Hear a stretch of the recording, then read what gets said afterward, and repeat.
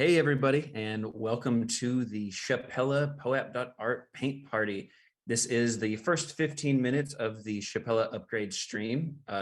After that, this canvas stream will end, but the canvas will go on for a few more hours to make way for the official ETH Staker hosted stream over on the Ethereum.org YouTube channel. Just some basics about the canvas. What you'll want to do first is go over to the top right and sign in. Make sure to sign in with the address that holds any of the valid entry POAPs. Like if you purchased the entry POAP, make sure that you use the correct address that holds that. After you are signed in, sorry, I'm not looking at the screen. A palette will appear on the bottom right with 16 basic colors. And when you hover over that palette, a light to dark palette will appear on the left of that color. So select one of those and then just start placing pixels. If you have any trouble placing pixels at that point, please just try reloading the page. Just note that there is a cooldown of, I think it's 5 seconds by default. And the more entry POAPs you have, the shorter your cooldown is. Another really useful feature is that you can right click any pixel that you see and quickly grab that same color. That is a great tool for coordinating art with your friends, and it just saves a ton of time. Plus you can see if someone's attacking you, you can see who it is, so you can go yell at them on Twitter. Aside from that, if you scroll down, you can see how many pixels are being placed, who's in the leaderboard. And yeah, I think the other most useful feature is that if you have some friends that don't have POAPs and they're trying to join last minute, you can delegate one of your active eligible POAPs to them. So you'll just click delegate and type in their ENS or paste in their address, hit delegate, and boom, they now have a little bit of pixel placing power.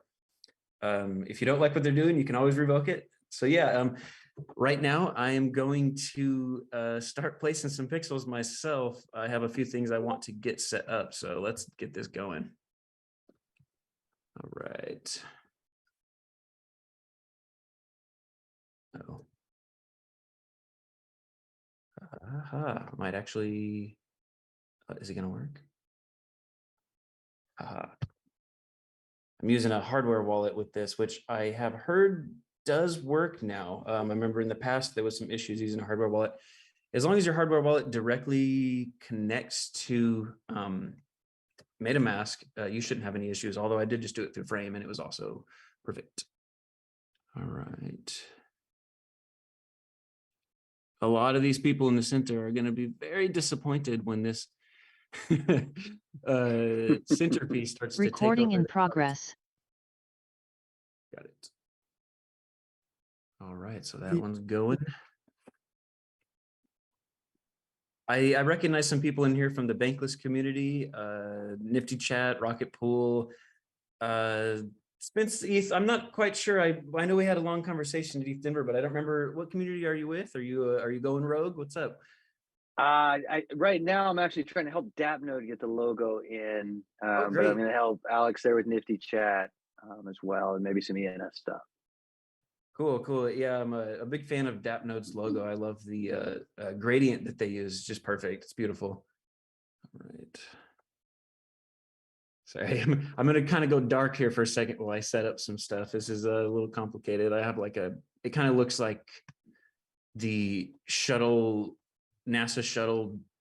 What do you call that thing? The cockpit right here in front of me. That's a massive overstatement.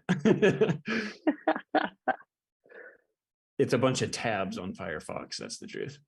All right.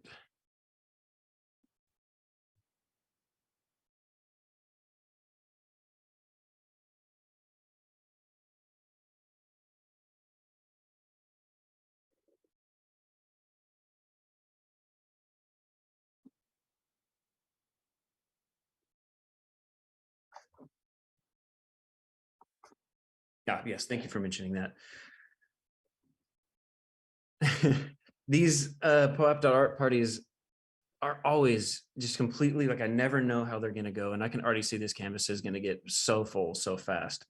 I cannot believe I'm starting to see an FTX logo on this canvas. That's as funny as it is. Wow.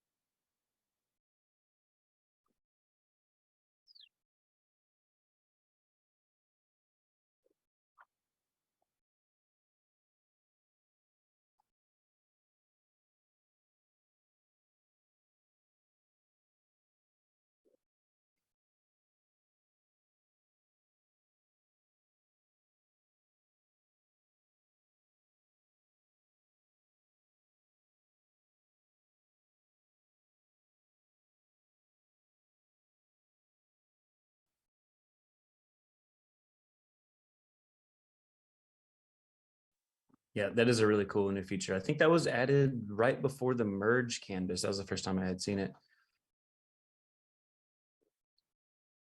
So since the merge canvas, there's been only one other. I think we did the ENS, not happy hour, ENS anniversary, right? With you, Slobo.eth. That was a big party as well. That was cool. Yeah. I think these have been happening at like the correct cadence where like every few months is like, oh, cool, another Poap.art party is happening. That's awesome. Like not too much, not too little. I could do this every week. This is actually just so much fun. Just seeing if these things can actually happen the way that the communities try to coordinate them. Like I'm watching it right now. It's just so, okay, I'm seeing Whack. Awesome. You're up there. Are you going with the full name or are you going with Whack? Whack attack my full ENS. So I'm going to get Nice. it all there. And Good I luck. feel You like were up I'm there already, among the stars. yeah, I'm already getting people kind of encroaching. So I'm going to have to start fighting soon in a nice way. Yes.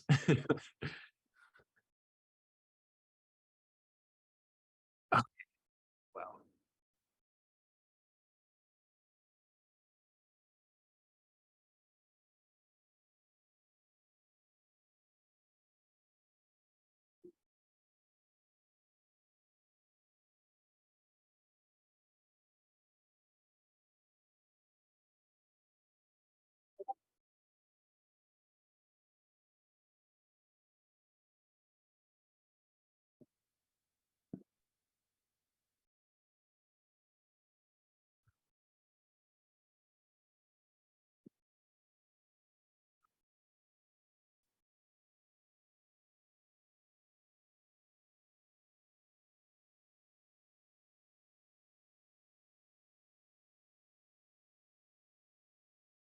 Yeah, this will definitely keep going for at least, I'd say an hour. But given how fast this canvas is filling up, I mean, it's been 8 minutes and it's it's getting there.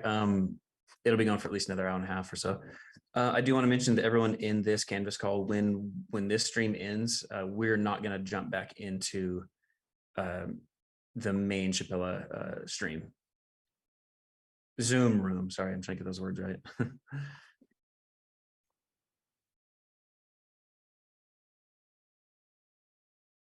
All right, I can see Bankless appearing next to, I don't know what the tower is called. Does anybody know in Shanghai, that big sort of space needle? Surely there's a name behind it, but Bankless is appearing there right on the left. Oh, I see another Bankless logo too. Nimbus client. Yeah, I used them for a very long time. I had to switch though because they didn't support, actually they do now. They do now support failover client, which is great. I might switch back because I loved the super low power requirement and RAM requirement that it offered. A great client there. Shapella. Seeing that too, right on the right side of the tower. Where is EVM? Where are the EV Mavericks? Where are you guys?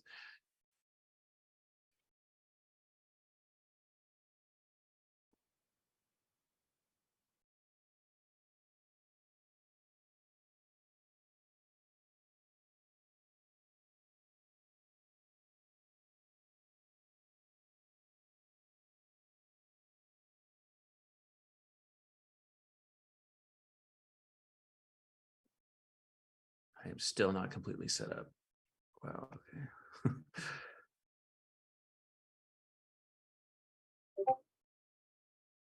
It's nice when you make.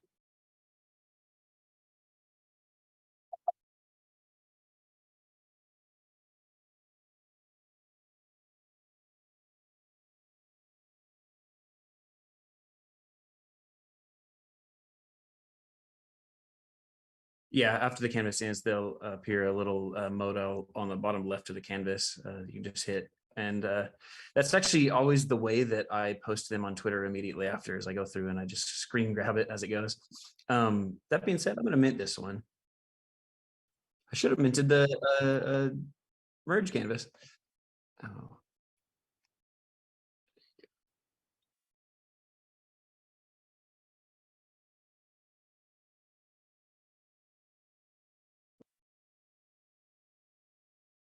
So it looks like there's maybe about 4 minutes left of the stream. Are any of you guys in your guilds having luck?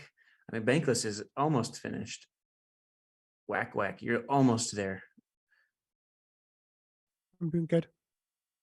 I got some person helping me, which is really nice always. I don't even know who they are, but a couple of people are helping me.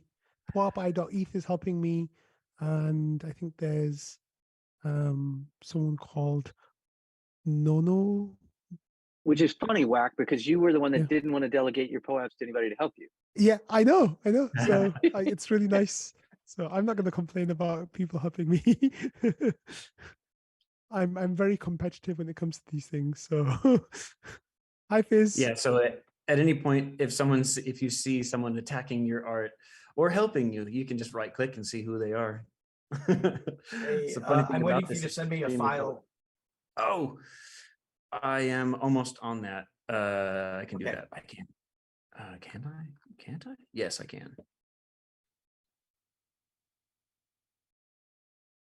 Over on Discord. Sorry for the delay. Like I said, I'm sitting No, in it's no the problem at all. cockpit of a NASA shuttle right now with all Yeah, of these. I knew you would forget, so I Yeah, I did too. And that's funny because I remembered to forget.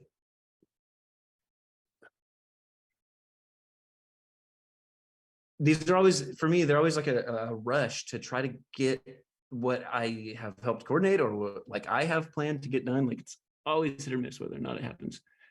All right, there we go.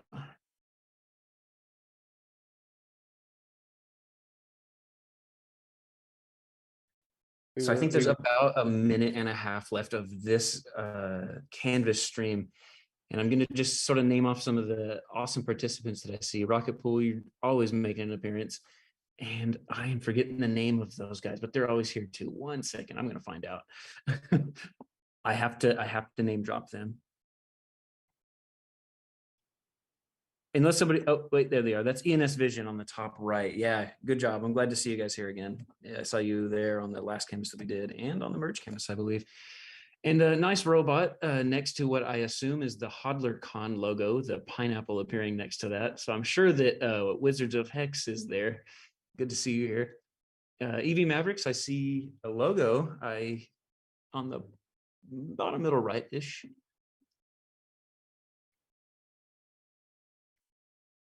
I think that says Poap somewhere in the middle.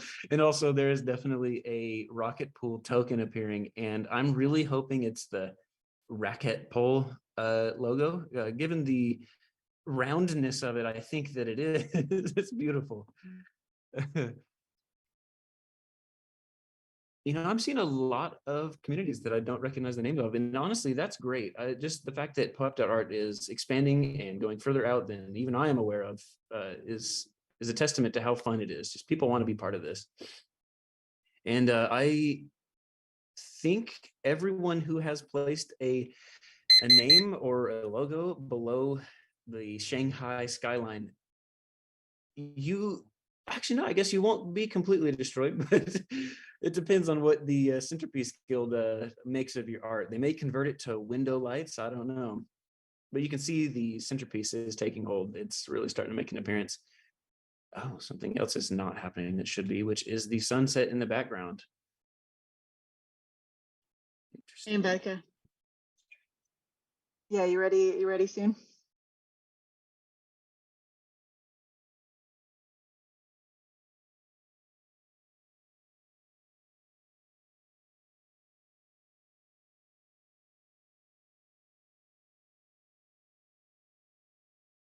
Well, thank you guys for taking part in this early Canvas stream. It's going to be a good time.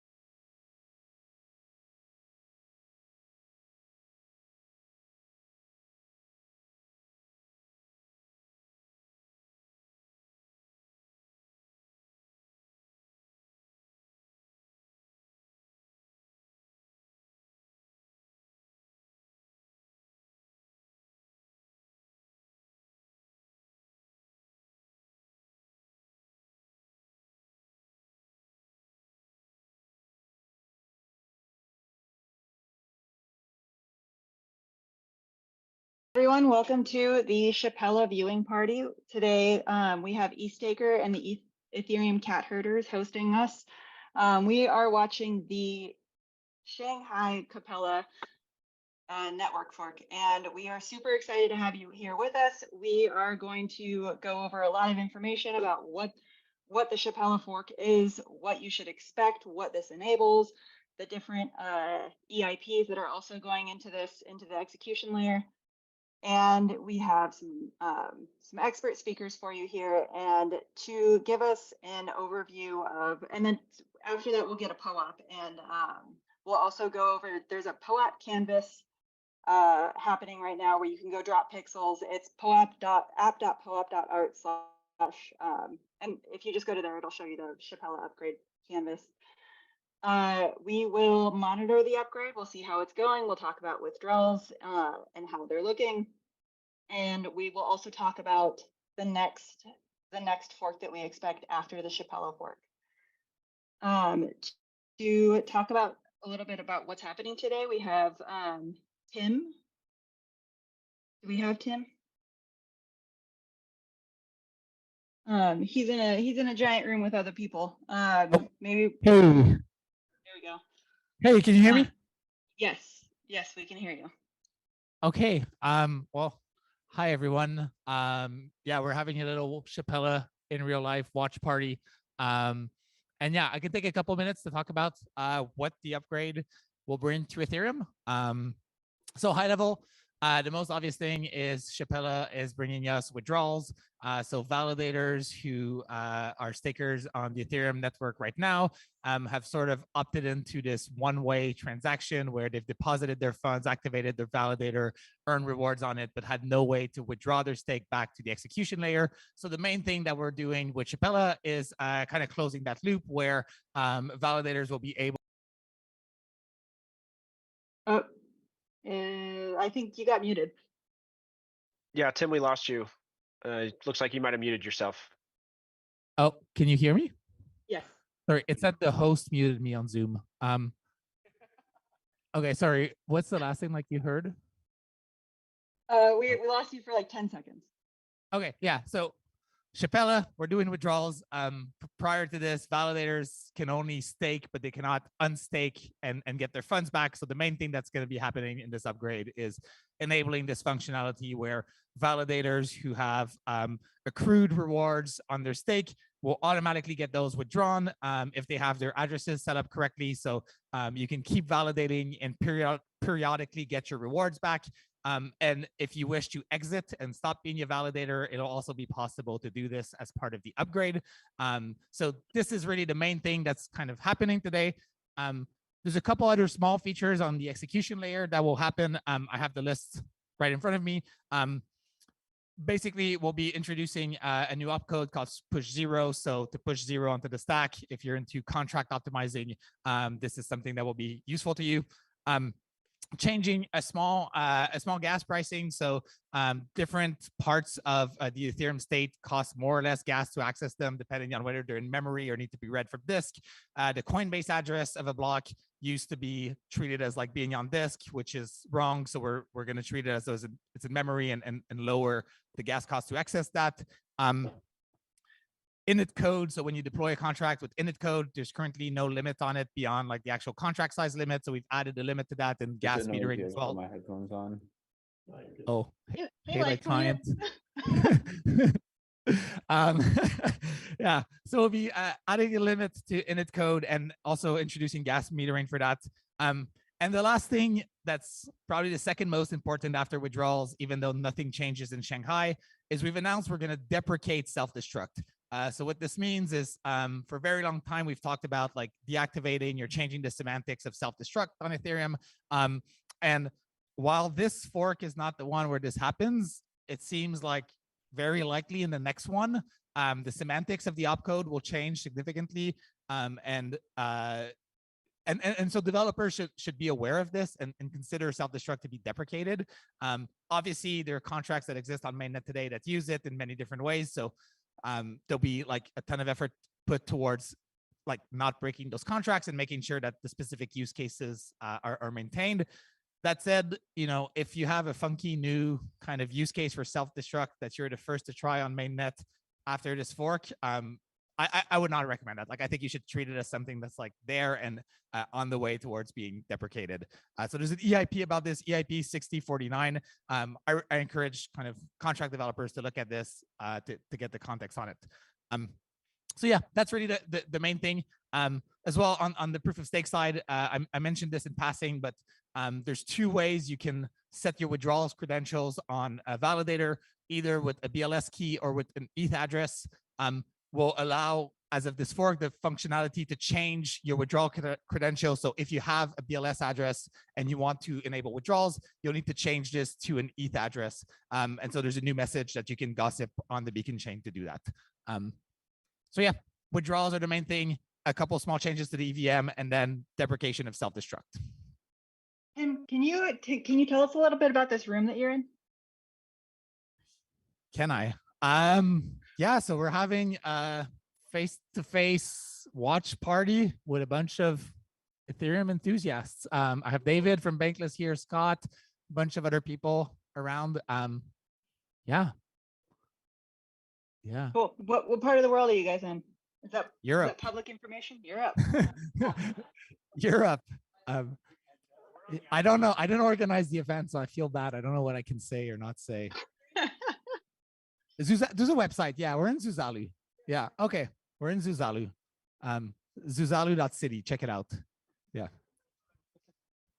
Awesome. So we have a bunch of researchers over there watching the fork from over there, and from in here we have ETHtaker, Ethereum cat herders. We have client devs. We have other researchers, protocol teams, all kinds of people watching this right now.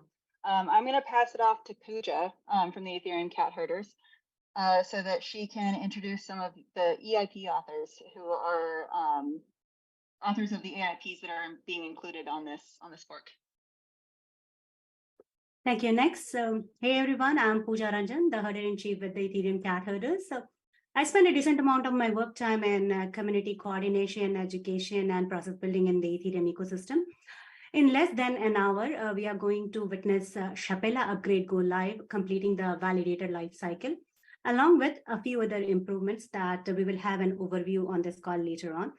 And thank you, Tim, for providing an overview, high-level overview of what's happening today. I often come across this question of how and why we select certain proposal for an upgrade. Well, this may not be the best time to discuss how, but we can certainly share why for the 4 core EIPs which are going to be deployed on the mainnet today. To provide a quick 2 to 3 minutes overview of each proposal, we are joined by respective EIP authors. So may I first invite William Morris for EIP 3651. William, if you can quickly provide your introduction and summarize the abstract rationale and benefit of this proposal to the Ethereum ecosystem. Okay, I'm an engineer. My proposal just changes the initial access list set at the beginning of the transaction such that it includes the Coinbase address. This makes it slightly cheaper to interact with the Coinbase address. The main reason to do this is that we want to empower conditional transactions that will only confirm if they succeed. And to do this, you set a transaction with 0 priority fee and you tip the Coinbase. And there are a lot of transactions that do this right now. Most of them are coordinated through systems like Flashbots and through the proposer builder separation system. That's all. Thank you. Thank you so much, William. Our next proposal is EIP 3855 push 0 instruction. May I invite Alex Bargzazi? Alex, if you would like to maybe talk about this proposal and what it is contributing to the Ethereum ecosystem. Yeah, absolutely. I hope you can hear me. We can hear you good. Yeah, right. Yeah. So my name is Alex, and I'm part of this team called Epsilon, and this is one of our proposals. The push 0 instruction it seems to be a tiny one, but it is quite an interesting and important one. Basically, the EVM is a stack machine where you can put like values onto the stack and you can modify them and take it out. And there's a lot of instructions in EVM which take a lot of inputs and we usually just put zeros in there. The way to put in a zero is with like a push 2 or push 1 instruction, which takes certain gas to execute. It also takes certain gas to deploy, because we pay gas for each byte which is deployed in a contract. The way this is chain byte push 0 is that this will use less bytes, so it will be cheaper to deploy. And it also takes less gas to execute. It takes only 2 gas versus 3. People have already found ways to mimic what push 0 does by misusing a number of different instructions. And this actually has resulted in making reviewing, security reviewing contracts much more harder, because they are using instructions which are not meant to be used in such a way. And it also limits us to make other changes, such as there was a proposal to make transaction packages, which would have broken those contracts which have misused these other instructions. I want to close this with some statistics. Unfortunately, these numbers are from like 2 years ago when we made the proposal, and we haven't actually updated the numbers. But at the time, there was around like almost like 400 megabytes of storage space wasted on contracts which used these larger versions of pushes. If we had push 0 by then, we would have saved 400 megabytes of state. What is a more telling number is deploying these 400 megabytes has likely costed around 70 billion gas. And you can calculate, how much actual money that has cost in the past. So I think, it's a tiny EIP, but it has, quite a big effect to the people who like to work on the EVM. Awesome. So I conclude 2 points from here. Like this proposal was proposed about 2 years ago, so maybe it is delayed, but it is there. So I think people who are curious, like how we select and why we select when we are comfortable with it. And just to summarize this proposal on a high level, like this is to reduce the contract code size, and maybe it's a useful proposal for contract developers. Moving on to the next one, the next proposal is EIP 3860, limit and meter init code. Do we have Pavel, if you would like to share about this proposal? Yes, I'm here. Hi, everyone. So this EIP is also related to EVM and to init code. To explain quickly what init code is, you may be familiar with like the other concepts of contract constructors. So init code is a EVM bytecode that lives for a short period of time, and its goal is to set up the contract that is being created, and also decide what is the final code to be deployed and at a given address. So the problem we had with the init code is that it can have arbitrary size, and there are some possible attacks. Maybe not like very like dangerous, but something that can slow a network a bit, because we need to also do some pre-processing of the init code before execution. And the IP mostly fills this gap by limiting the size of init code, and is currently the double of the size of the code that can be deployed in the state, and also applies some additional gas cost proportionally to the init code size. So I think we can consider that as kind of security-related EIP, but yeah, it will a bit affect the contract creation on chain because it will become a bit more expensive. Yeah, thanks for the invitation and have a nice evening. Awesome. Thank you. Just for people to understand it, like in briefly, it's as the name suggests, this is to limit the size and meter init code, and it's a useful feature for EVM improvement. Our next proposal is EIP 4895, and that is the anchor proposal for this Shapella upgrade. May I invite Alex Stokes? Yeah, hi, everyone. Can you hear me okay? Yep. Okay, great. Yeah, I mean, I know everyone's very excited about this proposal going into this upcoming upgrade. And yeah, I mean, I think there was a pretty good summary from Tim and some others earlier, just kind of going over the main highlights. Really, the idea is to take this proof of stake protocol. You know, we all had the merge last year. That was very exciting. And there's kind of this bit where, you know, there's this life cycle, or like this whole part of the validation protocol that was missing. A pretty big piece, the withdrawals. And so this IP will, you know, close that loop. There's several pieces and a bunch of different intricacies. But at a high level, the idea is, so one thing to kind of keep in mind is that withdrawals are automatic. And what that means is that the protocol will like just look at the consensus layer and says, okay, I'm going to consider each validator in turn. When a validator is withdrawable, and there's some conditions where that's possible, but essentially it boils down to when there's stake at the beacon chain or on the beacon chain that is there but doesn't necessarily contribute to security, then it is withdrawable, right? So when ETH is withdrawable, then it can be withdrawn. Makes sense. Then, you know, there's this sweep. That's kind of the main thing to keep in mind, is that every block, so many validators are considered, and you just kind of go and turn down the list. When you reach a validator with withdrawable ETH, you make a withdrawal. That withdrawal is pushed to the execution layer. So, you know, for example, in one block, there's right now 16 withdrawals that can go. And you make the withdrawal, that's pushed to the EL, the execution layer. The execution layer processes the withdrawals by simply adding the ETH to your balance. And again, this loop is closed. I don't know how much we want to go into BLS changes or things like that, but at a high level, that's the idea. Thank you so much, Alex. We are joined by Danny. Danny, you are also the co-author of EIP 4895 and also have coordinated specs changes with respect to the proposal on the consensus layer. I'll be curious to hear from you. What does it mean for withdrawals to be enabled with respect to validators? Do we see an inflow of more participants to the network, or is there any threat to the security of the chain?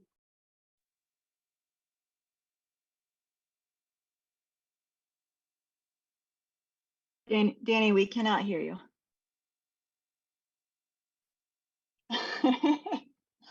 And just a reminder for everybody, the fork happens in 23 minutes, I want to say, if my math is correct. My math is pretty bad. So it happens at 10:27 UTC. So we are waiting for that. And it should happen right on time, because this isn't like proof of work where we have to wait for any miners. We know exactly when this fork is going to happen. It is scheduled. What if the fork block is missed? What happens then? Does it?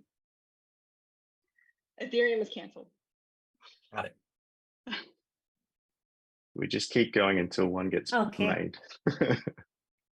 All right. I think Danny is having some mic issue. While that gets fixed, maybe we can go ahead with the next team. And I see testing team joined us for this call today. This question is for you, Pari and Mario, if any one of you can take. Maybe with multiple changes, those are worked in parallel for an upgrade. How confident we are with this upgrade going smoothly?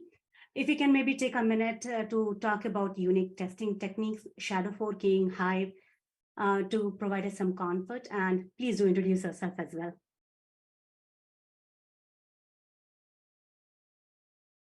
Pari, you want to go first? No, go ahead. Okay. Okay, my name is Mario Vega. I'm from the EF testing team. So yeah, confidence, definitely this has been a smoother fork in regards, like compared to the merge. We know when it's going to be scheduled and all that. Is very much simpler fork. So in terms of testing, the tool that we have reused a lot of the upgraded tools that we use for the merge. Compared to the merge, we had a lot of changes in all the tooling in general, because basically we were not as prepared before to do testing in both of the client types. But now we have that after the merge, and now this was relatively simple to test. And yeah, definitely the confidence is we have tested execution clients, the consensus clients, and the interaction between them it's been pretty smooth so far, I think. For the shadow forks, that's what Barry is worked on. So I think he can. Yeah, so I can talk about the shadow forks. They are a bit different since we don't have a change in consensus engine, so we can't use the same shadow fork strategy we had in the past.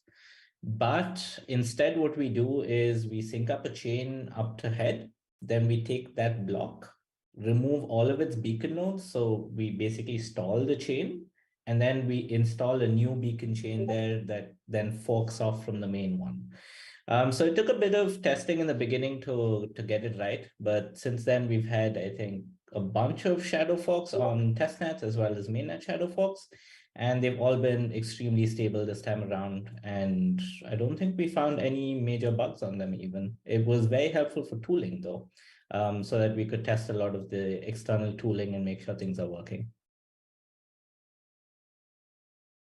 Awesome. Thank you so much.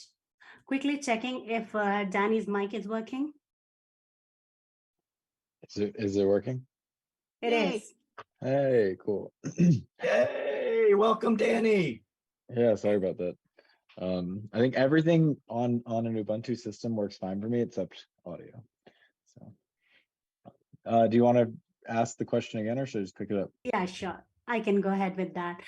So we're curious to understand what does it mean for withdrawals to be enabled with respect to validators? Do we see an inflow of more participants to the network, or is there any threat to the security of the chain? Right.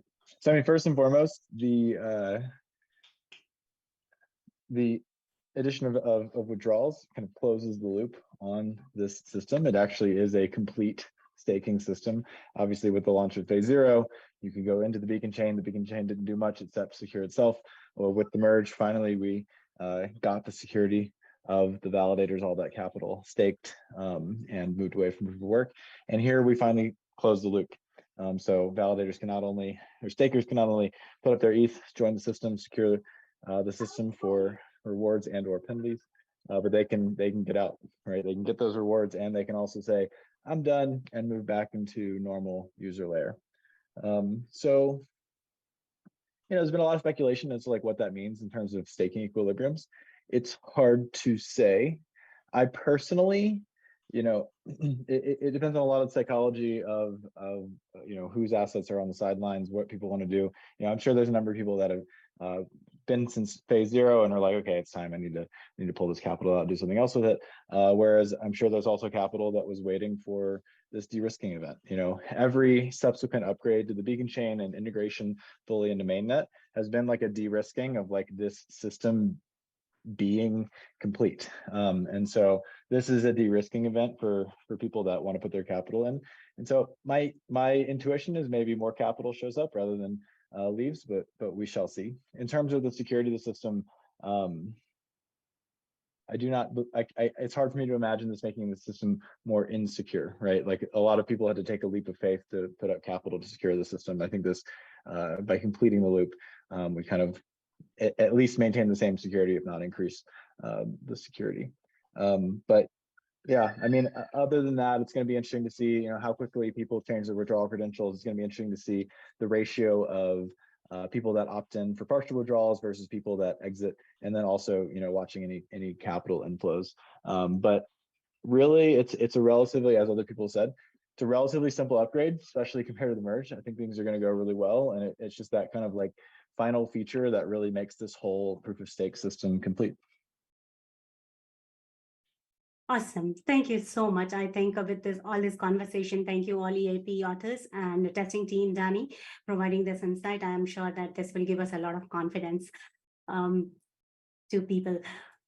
Moving on to the next item here, we are also joined by Vitalik. I'm sure people are eager to hear from him. So am I. So here we are, Vitalik, with a question for you. After the merge, there was a roadmap shared with the merge, the verge, the search, and so on and so forth. How does this upgrade, Shapella, fit into the broader picture of the Ethereum roadmap?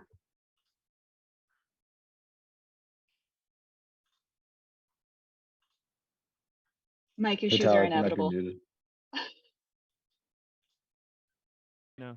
Okay. Yeah. As I think several people have mentioned, Danny's mentioned, others have mentioned now, right? The Shapella upgrade kind of closes the loop on some things that are part of the proof of stake transition, but did not make it in time for the merge. Withdrawals obviously being really important.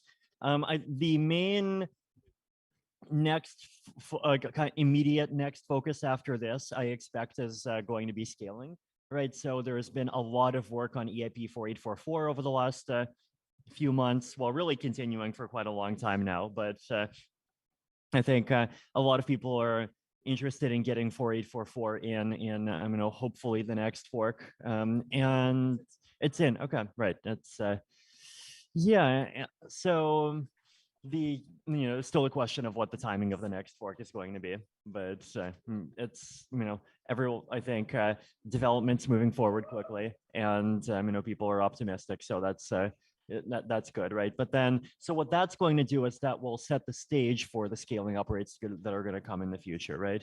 So the like we have things like dank sharding, and then we have things like rollups, and rollups have made a huge amount of progress this year, right? So like we saw Polygon so we saw Polygon doing their ZK EVM release, which is a very significant transition, and we have Arbitrum not far behind, Optimism not far behind, Scroll, Kakarot, just lots of layer 2 projects are starting to make very quick progress toward like actually having running proof systems, which has been like my big goal for the rollup ecosystem for 2023, right? So if we have that, and at the same time we have 4844, then like that really puts the scaling side of Ethereum on a really good path, right? And once 4844 is in, the nice thing is that most of the rest of the stuff that needs to come after that, like does not even really for scaling, does not even really require hard forks, right? Like we do need forks to just increase the parameters, like increase the number of blobs, right? But aside from that, like data availability sampling, that is not even really a hard fork. That's a fork choice rule change almost. It's obviously rollups can keep improving on their own. Rollup data compression is a technology I've been a big fan of, and for people who have seen my diagrams, it can reduce the amount of data, which is the primary bottleneck of a rollup, needed for rollups to have a transaction by 10x. So, it's a component of giving us another 10x scaling for a lot of applications. So a lot of like scaling stuff, there's still this kind of big work crunch that is continuing to happen and will need to happen until roughly the end of this year, a bit before that, in the case of some rollups, maybe a bit after that, but we'll see. But then after that, I think it gets smoother, right? And I think in some ways we're in a fairly good place, right? Like I think after this fork is done, and then after scaling is done, like we're in a stage where like the hardest and kind of fastest parts of the Ethereum protocols transition are basically over, and like very significant things still need to be done, but those very significant things can be safely done at a slower pace, right? Like if we don't fix scaling before the next bull run, people are going to be stuck paying $500 transactions. If, on the other hand, we don't have Verkle trees before the next bull run, well, things might suck, but it's a much smaller problem than $500 transactions, right? So it's a good time to kind of start the transition toward Ethereum being this a system that kind of values being slow and reliable more, and caring about speed a little bit less, right? Like I think up until here, like there's a strong argument to really value speed, and like even like view speed as being a thing that's like important on the same level as safety, because like ultimately every day before the merge is a day that like tens of millions of dollars are lost to proof of work expenditure. And every day before scaling is a day that potentially people would lose like millions of dollars to overly high transaction fees, right? But after those things, like that calculus changes, and I think a kind of more safety oriented approach over time is something that just kind of becomes prudent. But at the same time, the nice thing about a lot of these upgrades, right, is like Virtual Trees, it's a really wonderful team continuing to slowly work on it, but it can be done in parallel from the rest of the work. Account abstraction, ERC 4337 done totally outside the consensus layer. I do think that if the ERC 4337 team and the account abstraction community is becoming more and more convinced that like eventually we will need EIPs, like we will need protocol layer changes to, for example, help existing users transition their accounts to account abstraction wallets, to make sure account abstracted operations benefit from some of the censorship resistance properties of things like PBS that are coming in, and just to kind of make that whole thing more stable and more efficient in general. But it's, and then there's also EOF, which but so there's a lot of these things that we are like, they are happening and they are important, but the good news is that they are kind of fairly separate efforts, I think, to a greater extent than some of the like really really deep stuff that's something like a change to proof of stake changes. So those things are all happening, right? Another one is ZK snarking the EVM. Like that's a lot, like the R&D for that like basically started multiple years ago, right? And having ZK EVMs on layer 2 was like in some ways 75% of the way there to having ZK EVMs on layer 1, right? Like the main thing that's needed to get to layer 1 is basically for them to be proven robust enough for us to start trusting layer 1 with it. And the other nice thing is that like that transition can also happen gradually, right? Like you can have a few clients switch over to using a ZK EVM to verify layer 1 blocks over time. So all of those other things will happen, but like from this point forward, I expect it's more of this thing of like a lot of different teams working, separately, a lot of work happening off chain and then kind of on chain over time. And we get these kind of easier transitions in most cases. Vertical proofs are probably like probably the biggest exception to that, right? Like the vertical proof transition actually is going to be pretty technically intricate and complicated in a lot of ways, but all of the other things I do expect to be simpler, right? So yeah, I guess to summarize them, like my answer, it's the kind of the period of time between probably between the launch of the beacon chain and the full rollout of EIP 4844 and as all of the different kind of different components of that is like the peak of rapid change. And pretty soon we're going to start seeing kind of the end of the peak of rapid change, and I think that's exciting in its own way. Awesome. That's pretty good summary for future roadmap for Ethereum. Thank you, Vitalik, for sharing your views. I suppose we have some question here, Sam. Oh, I was just going to say we have a little bit of extra time, Vitalik or others, if you'd like to share anything else while I have the mic. We have just a couple minutes to fill before the upgrade, and then we'll be switching over to some monitoring screens. Lucas? Hello, Lucas from Nethermind team. I agree with Vitalik that we don't have to rush things after 4844 and solving scaling a bit. But the vibe I'm getting from all the core developers and all the things that's going on, that we have such good velocity coming out of the merge, and there are more and more people working on the protocol and working actually in parallel streams, like for example, account abstraction, 4844, vertical trees, EOF,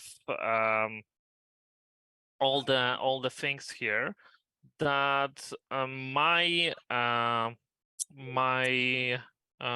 feeling is actually different. Actually, I feel that Ethereum and rollups, for example, right? All the different rollups that are still in the Ethereum ecosystem.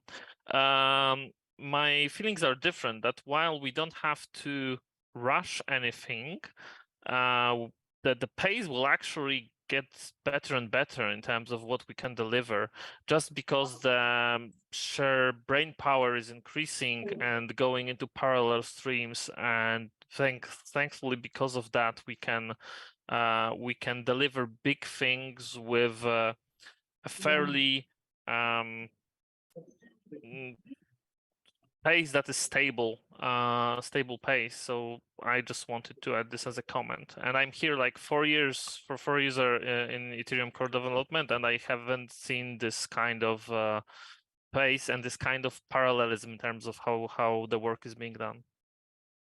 Yeah, no, I think that's a very valuable point, though. I think at the same time, like those two are like those are not necessarily incompatible perspectives, right? Because there are things that can be worked on that don't involve like risky stuff like breaking changes to the protocol as well, right? Like there's client improvements like EIP 4444 for like making it so the clients don't have to store the full history if they don't have to, like just refactoring refactoring code bases, fixing technical debt, all the stuff that core devs have wanted to do for a long time but have been kind of prevented by a fast pace of development. Also important things to be working on. Also kind of like a bit higher than layer 1 stuff, like light clients are a big one. There's also network level privacy, peer-to-peer level stuff. Like I guess my hope is that we can try to also like I think it's good that we have all of this energy, and I definitely don't want to waste it, but like we can also try to, and I expect that we will end up channeling more and more of it to things that kind of a little bit higher than the base protocol layer over time. Like I don't know, I was going to say layer 2, but kind of layer 2 is a bit of a loaded term because it also basically refers to rollups, but like I also mean yeah, exactly, and like light client technology, like I want like every Ethereum wallet 5 years from now to like be actually no, I want every Ethereum wallet 2 years from now to be actually like verifying the chain and not just be dependent on a central infrastructure provider telling it what the hashes are. 5 years from now, it should just be like verifying Ethereum layer 1 ZK snarks I think I feel like 5 years is like not even too ambitious for that, right? And there's like a lot of other stuff, improving the peer-to-peer layer. Like there's just a lot that probably still needs to be done there. There's definitely a huge number of things that I think can be done and would be great to do. Thank you guys all so much. Sorry, go ahead. That was all really good color, really good context for what's going on. Fizz, do you want to talk real quick about some network health stuff? Yeah, so I have COVID and I've been saving my voice up all day for this, my first time with COVID, and I'm gonna go for it. It's gonna fail. So what you're hearing you've heard a lot from developers today telling about the significance of the Shapella upgrade. And the way I view the Ethereum ecosystem is developers develop code that the community needs to run in a way that decentralizes and hardens the network.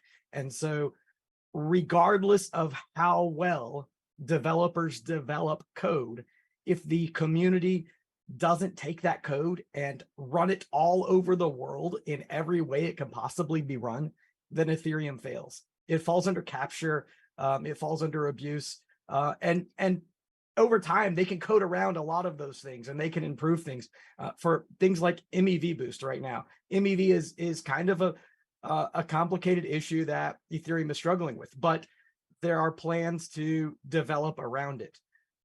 What I want to talk about is the need for the community to stake in the most decentralized way that you can. Many people think of staking as a way for them to profit. Like, I'm staking, I want to make money. And there is a financial incentive. You should be incentivized to stake. But the important thing that you can do is stake in the most decentralized way possible. If you can stake from home. Yes, sir, ma'am. Am I out of time? I'm gonna interrupt you. No, right that's now. fine. Yeah, we have 1 Stake minute from to home. go. Yeah, that's fine. So we have Remy putting on dashboards here. Remy, do you want to talk about what these dashboards are? Sure. As usual, with every fork, we'll be looking at like a few different metrics to figure out if everything's going well. We're looking for high participation rate. We're looking for finalized a finalized chain.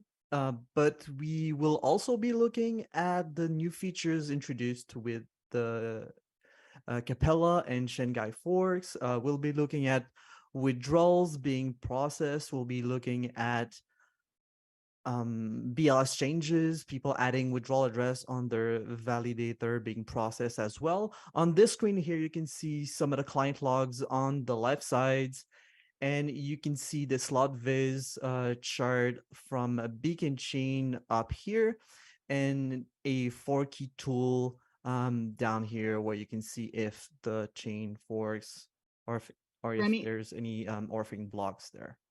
are we going to see any ASCII art in the left-hand command line? That's a good question, and maybe it'll be a surprise for everyone. Okay.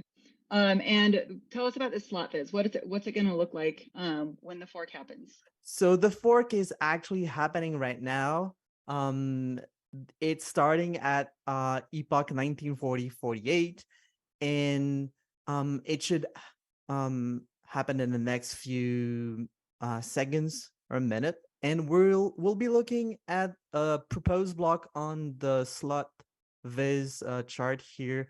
When you see like a green block, it means like a block was successfully proposed. And when you see like a red block, it means that it was missed by the validator. But more interestingly, we'll be looking at the actual participation rate. We expect like high participation rate if the community managed to update their client in time. So for the last fork that we saw, Gurley, this is where justification and finalization dropped, right? This is the percentage that dropped. Yeah. And so we don't expect to see the same thing for mainnet? On mainnet, we expect most service provider to be very on point because there's a lot of incentive for people to have this work properly. Great. And what's the bottom right thing that we're looking at, the circles? So this is just a simple like fork tool to see if the chain is forking or not. Great. So, anybody else want to chime in for what they're looking for right now?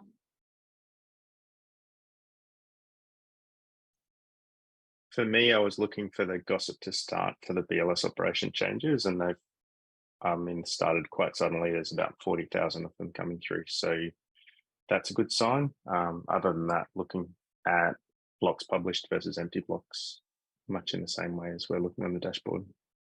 we can already see some withdrawals being processed and BLS address changes being added to blocks right now.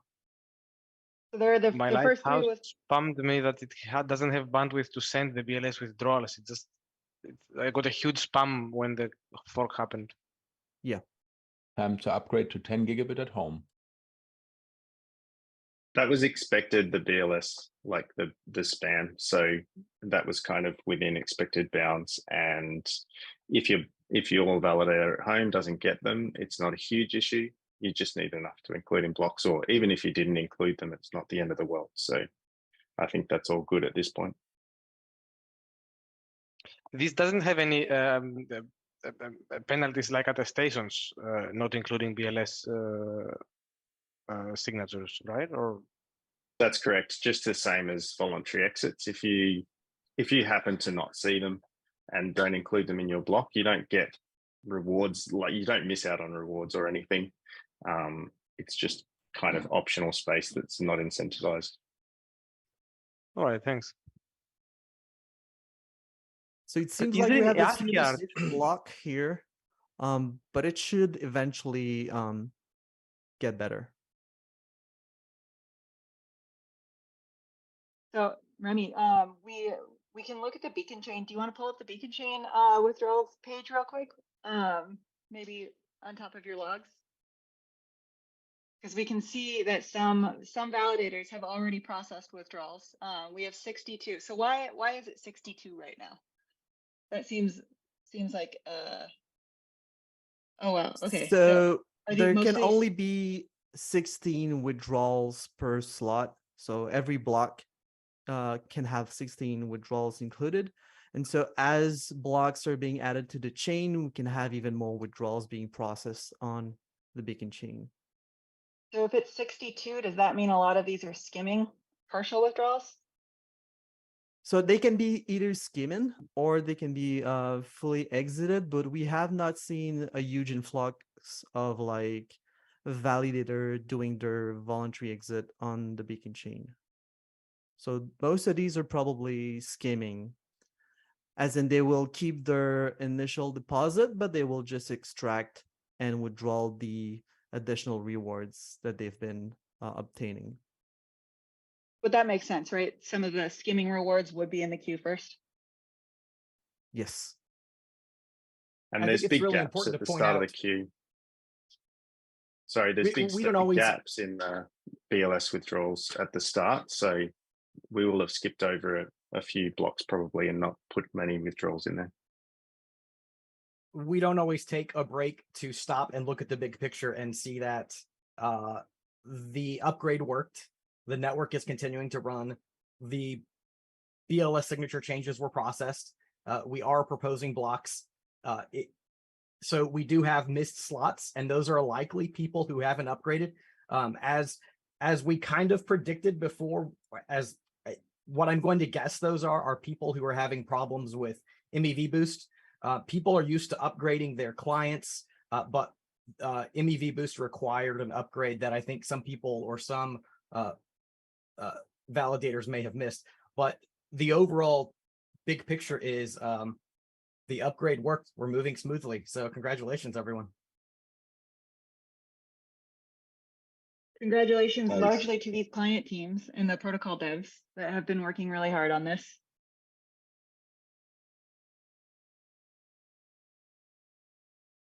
This epoch will finalize, right? It has enough to finalize, doesn't it? Are we? Yeah, oh, we 96. justified the Oh, yeah. epoch. We have enough to justify the Great. epoch, and then we'll file it next time, likely, if things continue.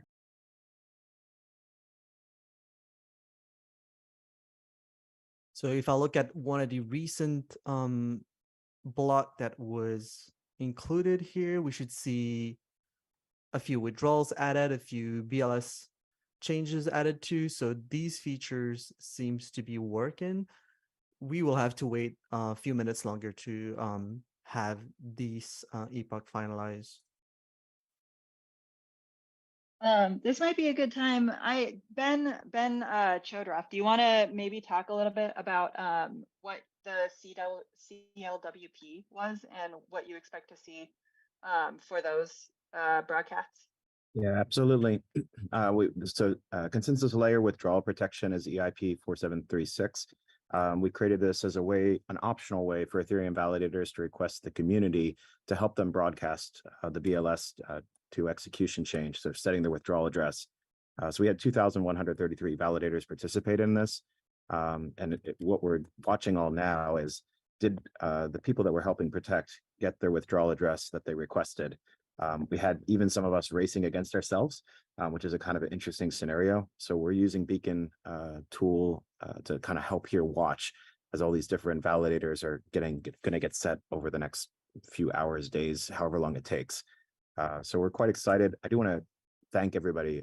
We're really humbled by the amount of support we got, especially Jim McDonald for helping create ETH2 and all the mentoring he gave on the EIP.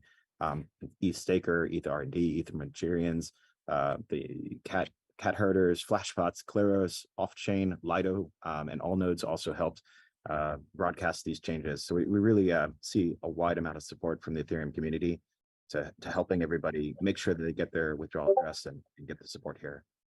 As a quick reminder, if you have a seed phrase, it's just quick reminder, if you have a seed phrase, please do not store it online. Make sure that you get it offline and store it securely. I'm not sure if you've really been thanked for all of the effort that you've put into this. Like you took this mission and you were like, we are going to save people from losing their assets. And you just like, you pushed it so hard and so effectively for the past, it feels like a year. And I'm really, really appreciative of your efforts. And I really hope that that you've saved people loss. No one begged you to do this. You just chose to do it, and it was a great mission, and I appreciate your service.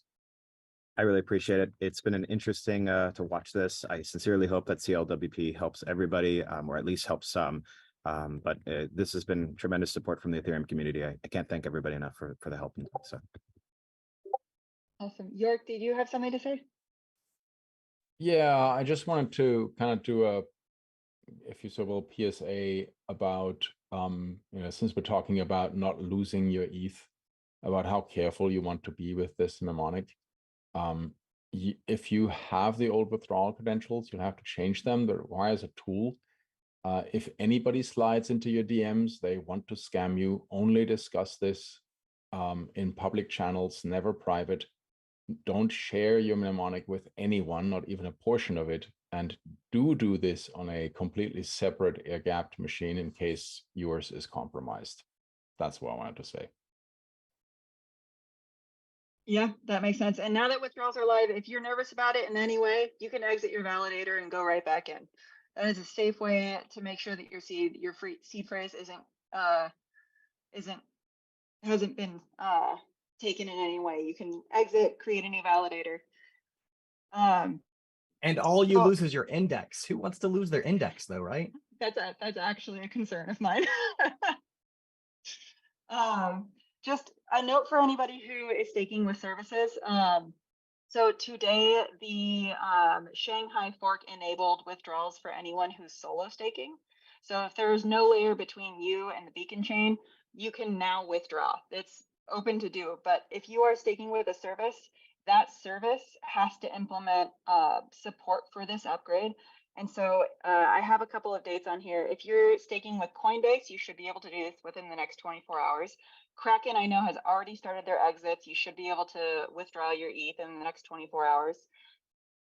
Rocket Pool has their Atlas upgrade going live in about a week on April 18th, and that's when they'll enable withdrawals. And Lido sometime next month. But both of those services give you liquid staking tokens. Binance should be by April 19th, so within a week. So if you are staking with any provider that's outside of that, check with them to see when you can withdraw.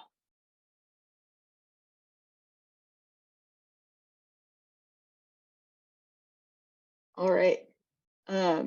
Anybody else want to talk about anything that they're seeing with withdrawals right now?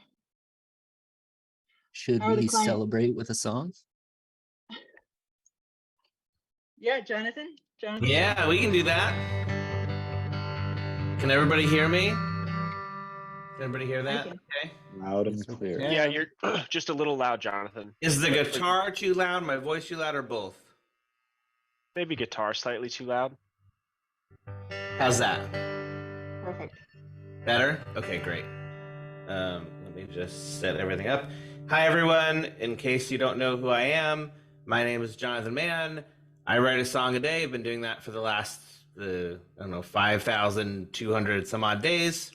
And it's my solemn duty to celebrate every successful ETH upgrade with a song written by you, the crazy degens on YouTube. So if you are there on YouTube, I'm gonna put your words and things that you're putting in there into this song. Here we go. Oh boy, this is always challenging.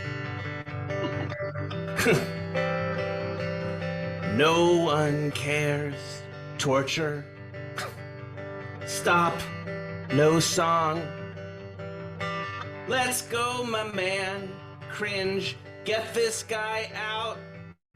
Oh, there's Dom. Dom's helping me out. Thank you, Dom. We are all Shapella. We are all Shapella. Free Vitalik, Rocket Pool, good luck, nuke it, stop, please, Dave Shapella, Rocket Pool, Everybody go now to the moon, Shapella. Ah, Shapella. Ah, my lady. Oh, my lady. If you're gonna stake, you gotta stake so low. If you're gonna hoot, you hoot so loud so Vitalik can hear you. So Vitalik can hear you.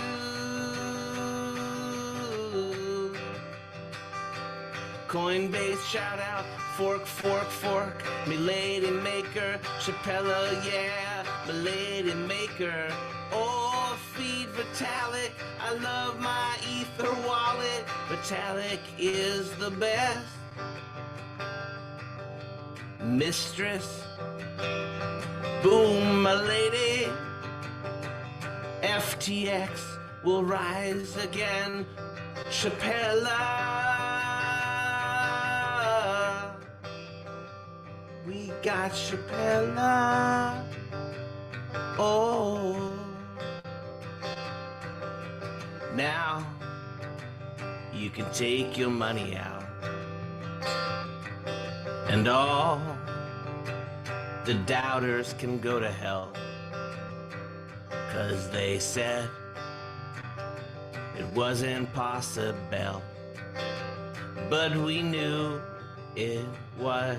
Yeah, we knew it was. Yeah, we knew it was. Yeah, we knew. We knew. Shapella. Oh, Shapella.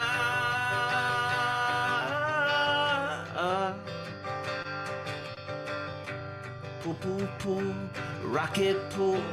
Poap, Poap. Give me the Poap. I really want the Poap.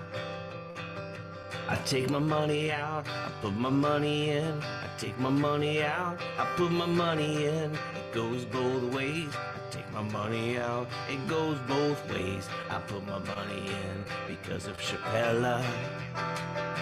Because of Shapella. And next time, we'll be focused on scaling.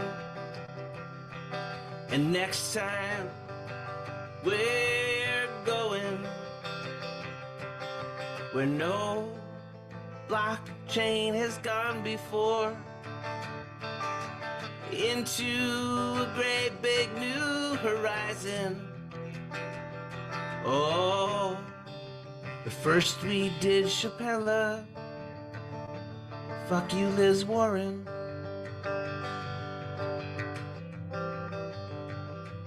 Gary Gensler also. Staking is now totally de-risked, and that's good. And this is where it all begins. This is where it all begins. You were there at the beginning. You were there at the beginning of Shapella.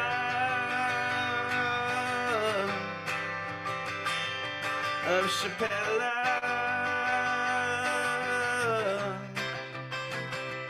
Of Shapella.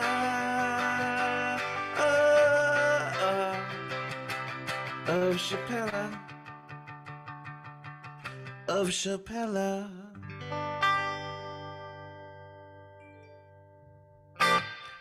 Man, I think we have to stop using YouTube because these people are not. I don't know how you're even reading that fast. It's going so quickly. You have to like have a separate chat that is less than 2,600 people. Yeah. Thank you, everyone. Congratulations to all the devs. This is once again just absolutely incredible. I continue to be in awe, and thank you so much for having me. I love you all. Thank you, Jonathan, so much. I want to say that the lyrics there were created by random people on YouTube. They do not reflect, in many cases, the views of Ethereum, ETHStaker. Going so or fast, like I anyone in can't general. even process what I'm saying. So then I'm Oh, like no. saying things like FTX is coming back. I'm like, why did I just say that? You're That's just a terrible thing to conduit. say. That's all. We understand. We Yeah. love it. You were a great performance. I just want to make sure that it's clear that those are not necessarily our values. So thank you Views very much for your expressed in this performance, song Jonathan. do not reflect those of ETHStaker, ETH cat herders, or anyone else on this call. Thank you very much. We are always welcoming first and knowledgeable second, and that means we welcome everyone to our community, regardless of your political status or who you are or what you've done. We welcome everyone. So yeah, thanks again. Just a couple of things. We are going to cover also something that we call the Great Reshuffling. And then we're going to go over KZG and 4844, which is the an upgrade that we're looking forward to. And then we'll do Poap stuff and Poap Canvas stuff.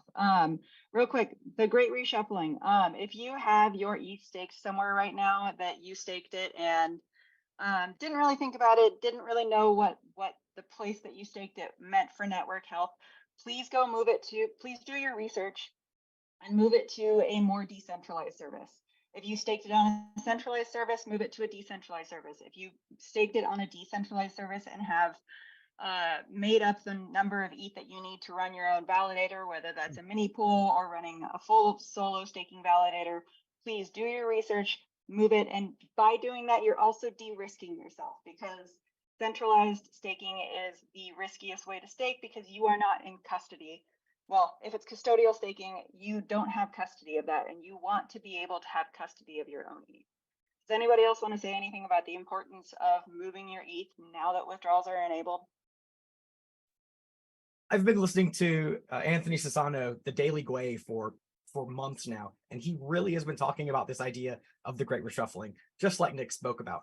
I encourage you, listen to his podcast. He really gives common sense insights into why it's so important for us to do this work. He gives the message that Ethereum is stronger when it's decentralized, and only the community can do that. Developers cannot decentralize the network. It is our role, and we have to take it seriously. And ETHStaker has a whole community standing by if you want to run a validator, but you are intimidated on doing the setup. It is so easy with the help that ETHStaker, so like the whole community. It's a community of thousands of people who will step in and say, I want to help you. Don't ever accept DMs, but in public channels, in the Discord, in the subreddit, people will help you set up these validators, and that's how you're going to get the best yields. That's how you're going to get the safest yields. Next, we're going to move on to Trent. Trent has been in charge of something called the KZG ceremony, and he's going to explain how that went and where it's going now. Sure. With the upgrade complete successfully, it seems like it went well. We're looking to the future, and a big part of that is EIP 4844, which is front of mind for a lot of people, and an important prerequisite for that to actually go live is something called the KZG ceremony. If you haven't heard of it, I'll give a quick just overview of what it is. So these are sometimes called trusted setups, but it's a massive multi-party computation that so far has involved a ton of people from the Ethereum community. We've been working on it, specifically the people who are coordinating the project and actually doing the development for about a year now, since May of last year, working through the initial spec, getting audits, working on different implementations. And then in January of this year, we actually launched the ceremony itself. So anybody could go to ceremony.ethereum.org and contribute a bit of entropy. And this is computed over and then passed between different participants. And we were incredibly floored to get so far over 86,000 contributions. We were hoping for 10K. 10,000 contributions would have been incredible for us. And we, through the commitments of the Ethereum community and the broader crypto excitement, we managed to get 86,000, which is just incredible, which makes it the largest ceremony of this kind by an order of magnitude. So yeah, massive thank you to everybody who's been involved with doing any of the technical work, helping to coordinate, sending it around to people to get them to engage with it. And yeah, it's been a great experience. And so currently we are in this open contribution period, just closed in mid-March, and we're currently in the special contribution period. So you may have seen some tweets about people doing theater performances or making an album in one day. And so we have these special contributions that are running for these 2 weeks now, where somebody needs a little bit of extra time or some special accommodations. We also had somebody contribute from a satellite in space, things that require a little bit of extra accommodation. So that'll be going on for another week or so. And then we will stay tuned for what happens next. We're still deciding whether it's going to open up back into an open contribution period where anybody can contribute, or we do a few more rounds of these special periods where we allocate slots.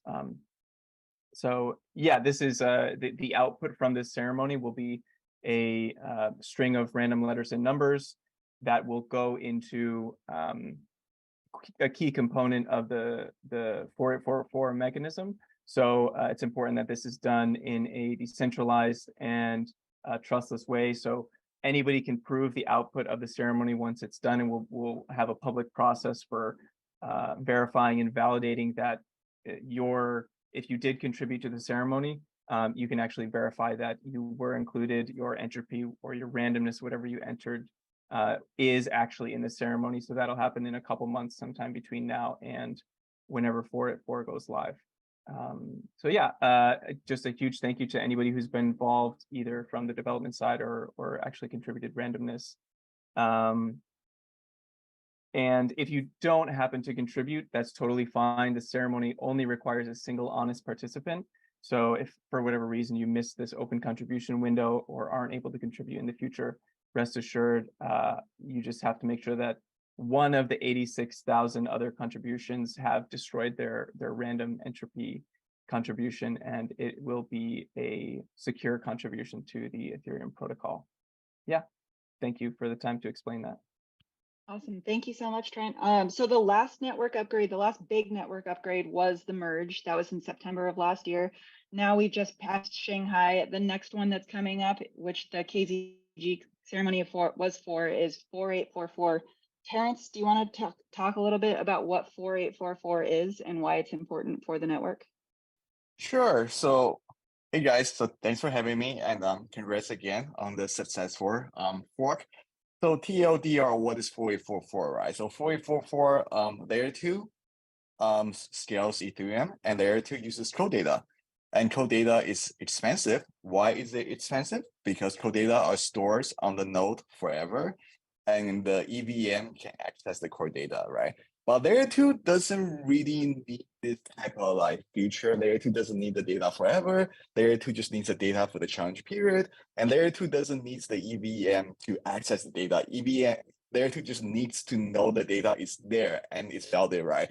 So EIP 4844 essentially opens this two-dimensional market. So we have this EVM gas. Now we have this data gas. So data gas, by having this data gas, enables cheaper layer 2 post data operation. So instead of code data, we will have blob data. So what's so special about blob data is that it's only stored for 18 days, and EVM cannot access the data. EVM can access the data is there. So it's kind of like a, I would say like a mini hack before we go into like this full tank sharding and stuff, when we can scale forever and infinity. So this kind of gives us the scalability that we need for the short to medium term. So in terms of client update, what's most interesting about 4844 is that we have been working in the background as early as last February, just because it was an initiative from Proto Lambda, from Optimism, and since then, clients have been iterating on it. But with that said, right, it's not something that we're 100% focused on. Since then, we have been treated more like a side project. We spend as much resources as we can possible. But needed to say that we have been working that in the background. And in terms of the latest progress is that the spec, I think, is getting close to finalize. We had this big paradigm shift when we moved from coupled block and blob to decoupled blob and blob. and stuff. So we're seeing big networking improvement with this new paradigm, and clients are working towards like an interrupt DevNet between multiple clients. So that's very exciting. That's something to watch in the next 2-3 weeks. On the research side, we're trying to figure out what's the right parameters for data gas. So we know something like EIP 1559 style, when you have like exponential increase and decrease. This is something that we'll probably want to finalize soon, like how should the blob data gas be charged. And so if you're layer 2 teams, you're watching this, now is a good time to look into this and give us feedback, because you guys are the main consumers. So it's important to get the feedback from you guys. So yeah, so I'm just one of the core dad that's working on this. There's probably like 50 people other working on it. So shout out to everyone that has been working on this for a while. And yeah, thank you for giving me the stage. Yeah, of course. Next, we're going to pass it off to Patricia Warthalter, who is the founder of the Poap protocol. Hello, everyone. Congratulations on such a smooth transition into the future. We are trying out something new for minting this Poap. The idea of minting a precious digital collectible for thousands of people easily, securely, and sustainably, it's pretty hard. It's a challenge that we've been trying to tackle for years now, and we still haven't nailed it. So we are doing something different today. For minting the Poap of this event, you have to go into shapella.info, and you will be offered to buy the Poap, which is a pretty nice one done by the ETHtaker team. This Poap is being sold for $3. You don't need to rush. It's going to be available for sale for 24 hours. So if you are watching this on a different time zone on the recording, or you just want to move on with your life, you can do so. Ideally, you don't even try it now, because now there's going to be thousands of farmers of all sorts hitting the front end. So if anytime in the next 24 hours, you visit shapella.info, you will get that pretty nice Poap. If you are in Japan, and I know some of you are, you can find me around at ETH Global Tokyo, and we may have a good time. And again, thank you everyone for having this such a massive leap ahead into decentralized coordination. I want to say Patricio has been a great supporter of ETHtaker since the beginning. Poap is one of the tools that we use to reach the success we have now. And I'm just so wildly appreciative of his long-standing support for decentralizing Ethereum and making it the most robust network he can. So thank you, Patricio. Of course. Thank you so much.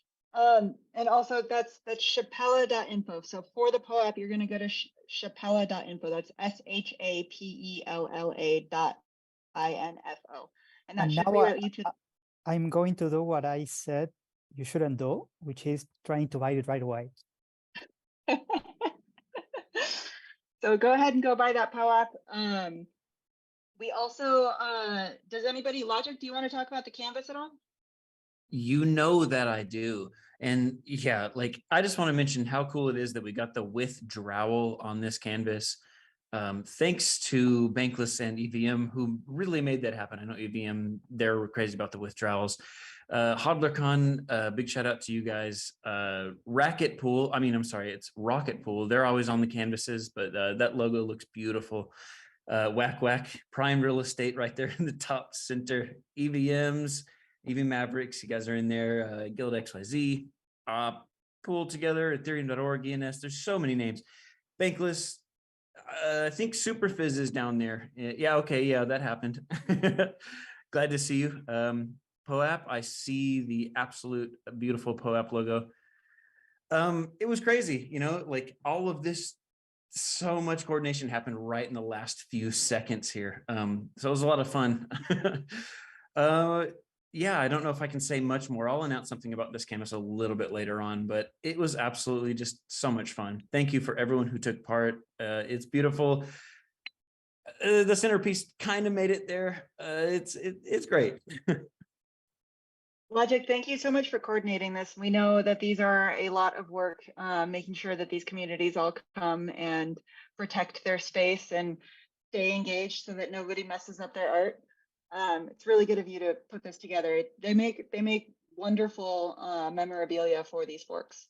Yeah, absolutely. And just a reminder that anyone that wants to, you can actually mint any particular part of this canvas that shows the creation of your particular area of art as an NFT. So that is an option at this point now that the canvas has ended. There should be, yeah, it says create laps if you scroll down below the canvas. So it's a really cool feature that was added, I think, just right before the merge. So yeah, thanks everybody for coming out. It was wild and a lot of fun.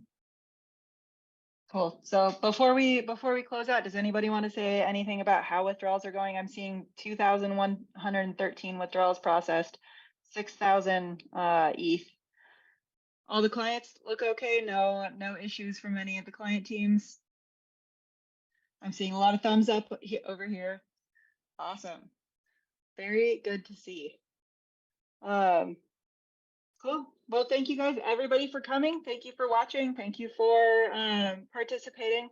We really appreciate the color, the context, the work that you guys have put in. And hey, I Everybody want to have- say this is the first time that Nix has hosted a major e-staker call, and you did a fantastic job. So thank you Wonderful so much, job. and thank you for everyone for helping. Well done. Thank you, Bravo, Nix. Nico. Bye, everybody. And congratulations to the developers. You all did it.